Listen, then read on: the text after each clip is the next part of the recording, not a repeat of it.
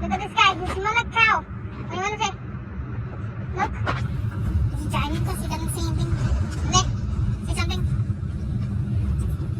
Say something, not signal. Say something. Say hi. Hi. Good afternoon, everybody. Ito. We do again about the intestine the cow. I just pick up there because he's killing the cow in Dandan. Now I bring home and then I want to clean the intestine. I make to pinapaitan, and there is one there for bookies. I want to boil first and then clean it and then smash about the salt so they can pick out about the smell. And then soon I want to cook little bit for pinapaitan, so getting strong the body. I want the soup because it's fresh the cow. That's it, guys. Yun, thank you very much for watching.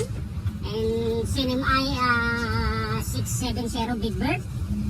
Guys, thank you. Do you see this guy keep talking? There, right, guys. He's gonna cook the pupu soup.